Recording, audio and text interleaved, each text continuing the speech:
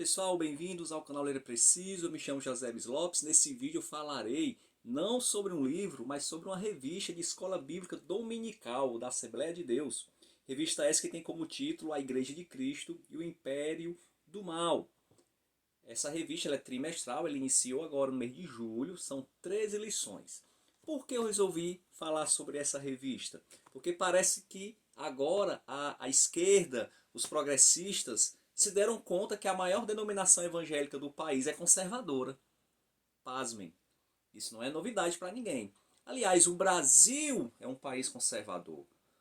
A população leiga, a população, digamos assim, o homem e a mulher comum, no sentido de não serem acadêmicos, classe média, a classe mais pobre, na sua grande maioria, ela é conservadora. E parece que os esquerdistas, os progressistas estão em polvorosa, estão ouriçadíssimos, porque a Assembleia de Deus publicou essa revista. Eu vi muito em redes sociais, até evangélicos criticando os temas das lições. E aí de tanto, já está com tempo que eu não acompanho as lições da EBD, mas de tanto ouvir e ver esse tipo de crítica, eu fui pesquisar um pouco. Fui analisar qual era o perfil daqueles que criticavam a revista. E não deu outra. Grande maioria adeptos do socialismo, comunismo, abortistas, defensores da identidade de gênero, linguagem neutra. Então eu pensei comigo, bem, se é essa galera que está contra, então essa revista deve estar muito boa. E aí eu consegui uma emprestada, dei uma lida e realmente ela está boa. Não é algo perfeito, não existe isso, mas está dentro do propósito da EBD. Para quem não sabe, a Assembleia de Deus, a maior denominação evangélica do Brasil, no censo de 2010, estimava-se 22,5 milhões de adeptos, de membros na igreja. Hoje estima-se que passa de 30 milhões. Muita gente. E todo domingo, pode ser feriado, pode ser 1º de janeiro, pode ser carnaval, todo domingo tem uma lição na escola bíblica dominical. Nas milhares de igrejas espalhadas por esse Brasil. E o autor dessa lição, dessa revista, é o Douglas Batista.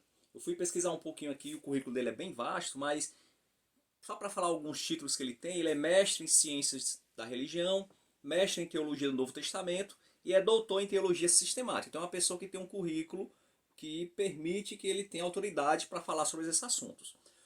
O título da lição, como já diz aqui, a Igreja de Cristo, o Império do Mal, ele não é nada demais.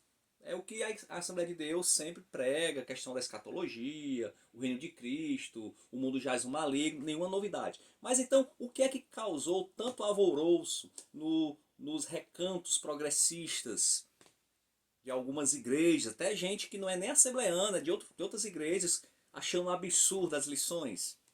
Olha só, rapidamente, eu vou deixar aqui na descrição do vídeo os títulos, mas rapidamente. Lição 1, a igreja diante do espírito da Babilônia. Nada demais. Lição 2, a deturpação da doutrina do pecado. Nada demais também. Lição 3, o perigo do ensino progressista. Aqui ele já começa a apertar o calo, né, de alguns. Lição 4, quando a criatura vale mais que o Criador.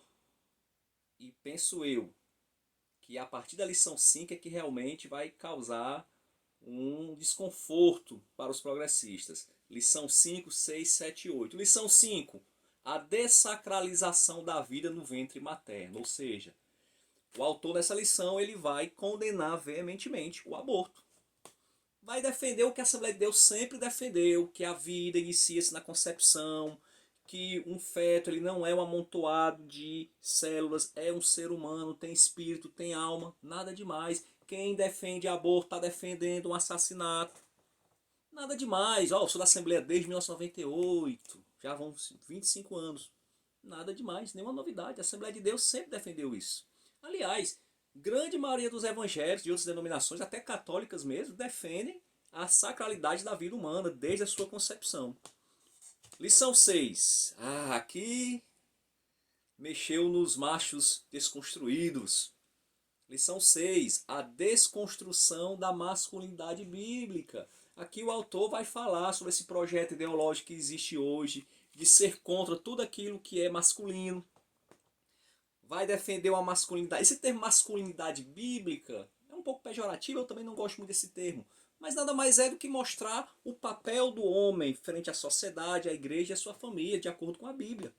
Nenhuma novidade, mas isso na cabeça do progressista é um absurdo. Não pode. Como assim? Por quê? Porque ele acha, o progressista, que homem e mulher têm o mesmo, podem ter o mesmo papel, são iguais. Não são iguais, são diferentes. Nem melhor nem pior. Diferentes, complementares. Esse é o plano de Deus, conforme a doutrina assembleana. Lição 7, a desconstrução da feminibilidade bíblica. Aí as feministas piraram. Não pode, porque na revista ele vai dizer o papel da mulher na família, a mulher como esposa fiel, como mãe. Não vai falar sobre isso. Os desconstruídos piraram. As feministas enlouqueceram, porque a Assembleia de Deus teve a audácia, através da sua revista, de dizer que a mulher, o plano de Deus para a mulher é ser mãe, é ser auxiliadora do marido, de ser esposa fiel. Não, não pode, não pode. Nada demais, a Assembleia de Deus já fala isso desde a sua fundação. Lição 8. Aqui é algo mais moderno, né? A Assembleia de Deus não falava tanto disso antes porque é um debate moderno. Transgênero. Que transcende... Transgênero. Que transrealidade é essa? Bem, a Assembleia de Deus não falava de transgênero antes, mas ela sempre falou que homem é homem, mulher nasce mulher, que nem aquela música do Falcão, né? Do grande poeta Falcão, homem é homem, menino é menino, macaco é macaco, e eu não vou continuar a música para não pegar mal. Ou seja, a Assembleia de Deus já defendeu isso, é bíblico. Homem nasce homem, mulher nasce mulher. Então, gente, quando eu fui perceber que quem estava criticando essa revista eram só pessoas que não acreditam mais na autoridade da Escritura, que negam a inerrância da Escritura e que abraçaram uma teologia liberal e muitas vezes uma ideologia política contrária aos padrões cristãos.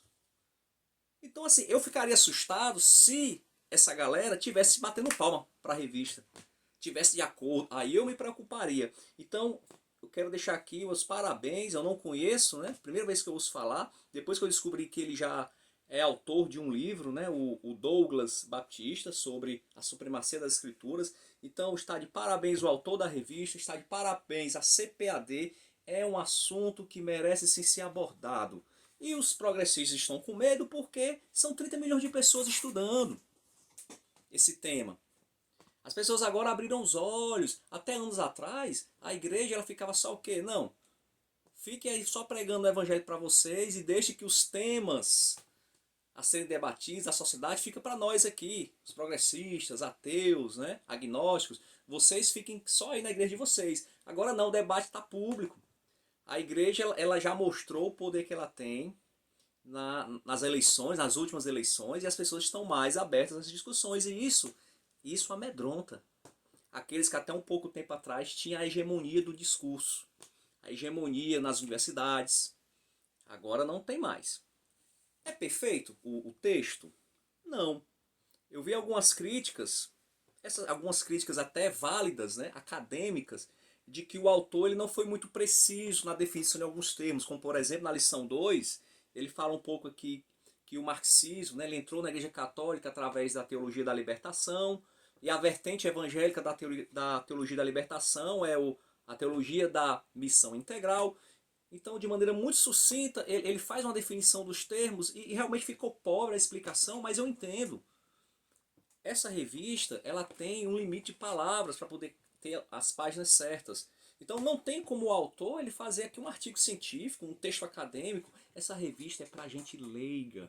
Para você ter uma ideia, milhares de professores da Escola Bíblica da Assembleia de Deus, muitos não têm nem o ensino fundamental. Mal sabem ler e escrever, pronto, estudam, leem a Bíblia e vão lá domingo, dar o seu tempo, né, a sua parcela de contribuição para ensinar outras pessoas. Então isso aqui é um texto para pessoas leigas, não é texto acadêmico. Em outro momento ele fala sobre Rudolf Bultmann e a sua teoria da demitologização. Poxa, Rudolf Bultmann é difícil demais, é difícil pra caramba, até nos meus acadêmicos. É complicado o estudo. Então ele fala aqui um pouco, é simplista, mas tem que ser, não tem como ele destrinchar esse assunto de maneira mais complexa. Com a revista vem um livro. Esse livro eu não consegui, que toda revista vem um livro de apoio.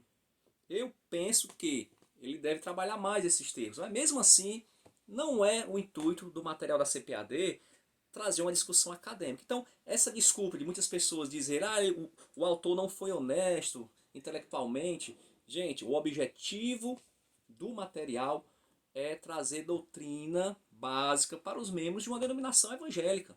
E eu creio que ele atingiu o objetivo. Aliás, em falar em doutrina, eu vi também um outro crítico, quando eu olhei o perfil desse crítico, estava a bandeira lá das uniões, da União das Repúblicas Socialistas, União Soviética, foi isso o martelo. Aí eu entendi por que ele criticou. Ele dizendo que, aí, como é que pode? Reclamavam tanto que os professores doutrinam os alunos na escola e agora os professores na igreja estão fazendo a mesma coisa.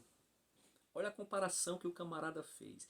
Ele está comparando um professor de uma igreja, que o intuito de um professor de uma escola bíblica, de qualquer que seja a igreja, é doutrinar. É ensinar a doutrina.